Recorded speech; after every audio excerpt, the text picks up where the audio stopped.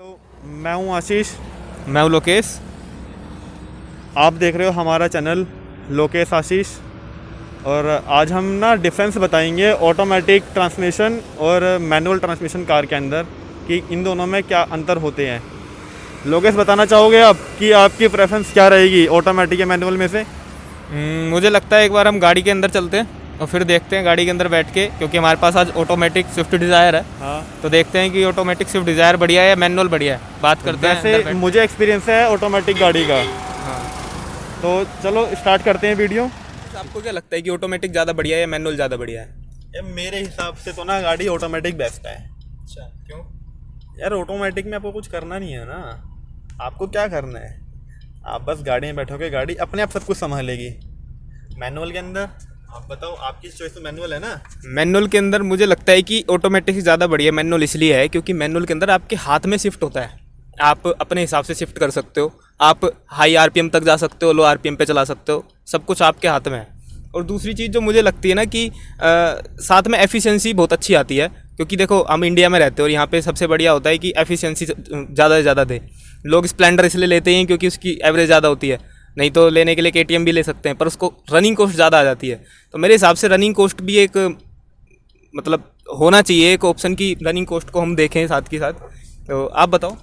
यार मैं तो ये मानता हूँ कि ऑटोमेटिक ना यार इजी टू यूज़ है। इजी टू यूज़ का मतलब आप बोल सकते हो कि बिगनर्स जो होते हैं ना, नई नई गाड़ी सीखते हैं, उन्हें मेन दिक्कत क्या आती है कि क्लच में बहुत दिक्कत आती है। आपको भी आई होगी, आपने सीखी थी, मेरे को भी आई थी इस चीज़ में दिक्कत, ठीक है। पर क्या है कि मान लो कि किसी को गाड़ी चलानी है और वो ऑटोमेटिक आराम से चलाता है, जल्दी सीख सकता है। और जो मैनुअल चला रहा है उनके लिए बहुत इजी शिफ्ट है, वो आराम से वो स्विच कर सकते हैं अपनी मैनुअल से ऑटोमेटिक के लिए। पर इसमें एक और खामी भी है ना। खामी इसके अंदर ये है कि आप ऑटोमेटिक पे तो चला सकते हो, पर फिर आप मैनुअल नहीं चला सकते। अगर आप मैनुअल से सीख के जाओगे ऑटोमेटिक तक तो ज़्यादा बढ़िया है। अब आप एक बात समझो कि अगर आप मेरे को एक ऑटोमेटिक गाड़ी दे दो और मेरे को मैनुअल चलानी नहीं आती, अब मैं ऑटोमेटिक गाड़ी चलाने के बाद मेरे को अगर मजबूरी पड़ जाती है या फिर ऑटोमेटिक किसी भी वजह से नहीं है और मेरे को मैनुअल पे शिफ्ट होना पड़ता है, या फिर हो सकता है कि मैंने ऑटोमेटिक बेच दी किसी वजह से और मेरे को मैनुअल लेनी पड़ी या मैंने मैनुअल ली, तो फिर मेरे को स्ट्रगल करना पड़ेगा उसको दोबारा से सीखने के लिए। तो मेरे को शुरुआत से एक क्लच और रेस एक्सीलरेटर का कॉम्बिनेशन बनाना सीखना पड़ेगा। नहीं तो फिर नॉर्मली तो मैं चला सकता हूँ, बट ट्रैफिक के अंदर मेरे को बहुत ज़्यादा प्रॉब्लम होने वाली है। तो मुझे लगता है कि वहाँ से सीखना चाहिए। तो मैं ये बोलना चाहूँगा आपको कि ऐसा कुछ नहीं है कि अगर बिगिनर्स के लिए ये आसान है, ठीक है, तो वो मैनुअल भी चला लेंगे। बस उन्हें थोड़ा बहुत इशू आएगा स्टार्टिंग में, वो क्लच के लिए इशू हल्का बहुत ही आएगा। पर मैं ये मानता हूँ कि ऑटोमेटिक ना अच्छी है उससे। क्यों? क्योंकि आपको ना सिर्फ ना क्लच का कॉम्बिनेशन नहीं करना गियर के साथ।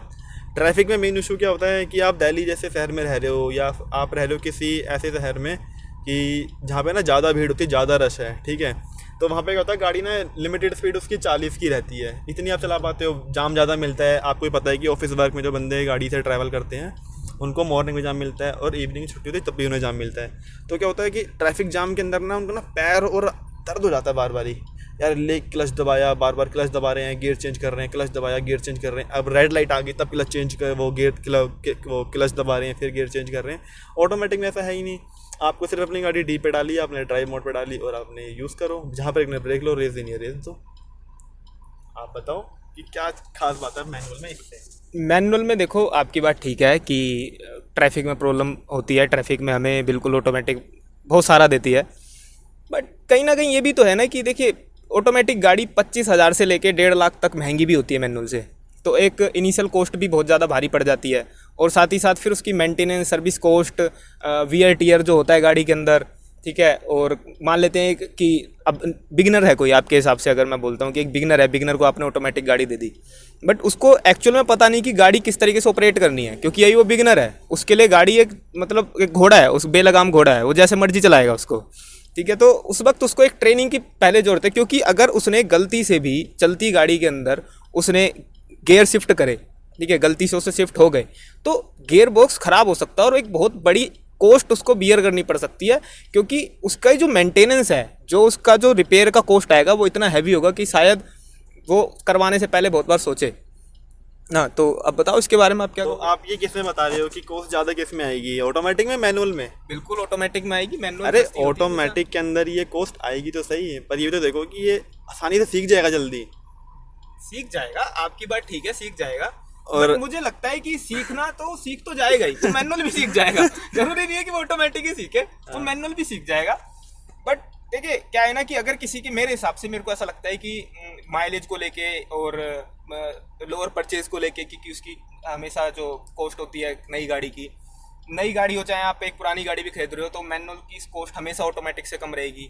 साथ ही सर्विस कॉस्ट, उसकी मेंटेनेंस कॉस्ट और बहुत सारी चीज़ों को अगर हम देखें तो कुल मिला के मेरे को लगता है कि अगर आप एक टाइट बजट के अंदर चल रहे हो और टाइट बजट के साथ साथ आपको ऐसा लगता है कि आप जब गाड़ी ले लोगे, लेने के बाद आपको वो चलानी भी है, क्योंकि देखो सिर्फ फ्यूल का खर्चा नहीं है ना, फ्यूल के साथ साथ उसकी सर्विस का खर्चा है और उसके आपको कुछ एक्सेसरीज भी लगवाओगे, तो बहुत सारे खर्चे आते हैं बाद में।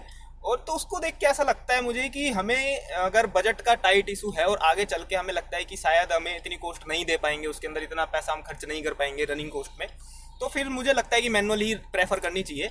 ऑटोमेटिक उनके लिए मेरे हिसाब से ठीक है जो उसको पैसे की इधर भी पैसा है इधर भी पैसा है और वो चला सकते हैं। ऐसी कोई बात नहीं है। अब ऑटोमेटिक में बहुत सारे ऑप्शन भी तो आ गए हैं। अभी भी तो देखो कि अब एक IMT भी आती है जिसके अंदर क्लच नहीं है पर गियर्स हैं।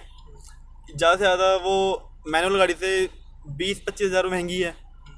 ऑटोमेटिक के अंदर जाओगे AMT के अंदर, अगर DCD में जाओगे या CVT में जाते हो, उनकी कॉस्ट हैवी मानता हूँ मैं, पर अगर AMT में भी स्विच करते हो तो वो आपके सिर्फ 60-70 हज़ार ही फालतू लगते हैं उस गाड़ी से।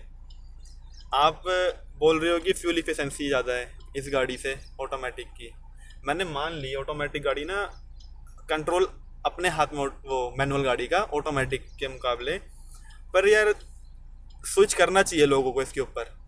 ऑटोमेटिक गाड़ी एक बार चला के देखो, उसकी फील अलग है।